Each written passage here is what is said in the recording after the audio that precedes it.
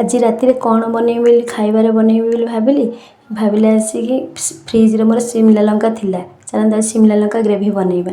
एपटे देखो शिमला लंका पियाज नहीं पलि आसली एपटे अदा रसुण 2टा कंचा लंका और गोटे पियाज को काटी आगे पेस्ट बनईदेली। शिमला लंका ए शिमला लंका को चलते स्लाइस स्लाइस काटिबा। देखो शिमला लंका को पतला पतला कर भलसे काटिदेली। कौन कौन बनैबी बोले आसी खाइबार केते सारा खाइबा होगला आमर। एपटे शिमला लंका काटी सारे चलते ए पियाज को भी एमती स्लाइस स्लाइस पतला पतला कर काटिदेबा। एबे देखो शिमला पियाज को पतला पतला कर काटी देछि। एपटे चलते गैस ऑन करवा आम गैस ऑन करके कढ़ई बसईदेवा। कढ़ई बसईकि से किसी तेल टिके देदेबा एवं बादाम एवं रसुण कोला को पकई हल्का सा फ्राए करदेबा।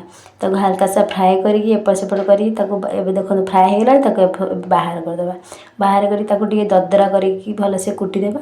कुटिकी भल ठंडा है भलसे कुटीदेले कुटी चलते से जो शिमला लंका पियाज पकईदेबा। आ हलदी गुंड लंका गुंड जीरा गुंड धनिया गुंड सब पकई आ मसला गुंड पकईबा। मसला गुंड पकई भलसे हाथ में मिक्स करदेबा। मिक्स कर साइड हाँ ये किसी मिक्स कर किसी मिक्स कर चलते देखा आगू कौन हो कड़े पुणी तेल देदेली। आग जीरा तेल गरम हो सारा जीरा पकईदेली काटी रखिदिया पियाज और भूसंग पत्र 2टा पकईदेली। से हलदी गुंड लंका गुंड जीरा गुंड धनिया गुंड पकईदेली टिके पकईबा कहीं आम से मिक्स कर आगर जो पेस्ट बन रखी पियाज अदा रसुण को से पकईदेबा। किसी कस्तूरी मेथी पकईबा। आगर प्यूरी जो टमाटो प्यूरी भी बनई रखी से भी पकईदेबा। टी हल्का सा फ्राए करके कषिदेबा। कषि आग जो मिक्स कर रखी ना शिमला लंका पियाज सहित मसला से देदेबा कड़ी भलसे एपट सेपट कर कषिदेबा। 5-10 मिनट कषि सारापर 4 ରୁ 5 मिनट ढांकन देकी सीझीपा छाड़ीदेबा। देखो ये सीझी जाइए पुणी चलते आउ भलसे एपट सेपट कर कषिदेबा।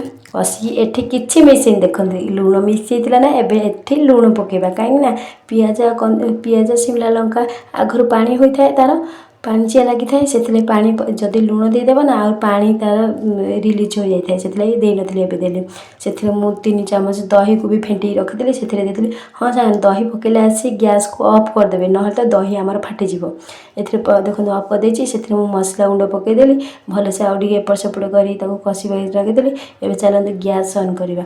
गैस आउ पुणी थर ऑन करके से एपट सेपट करके कषिदेली। कषि सारापर ढांकन दे 2 ରୁ 4 मिनट पर्यंत कुक होगापी छाड़देले।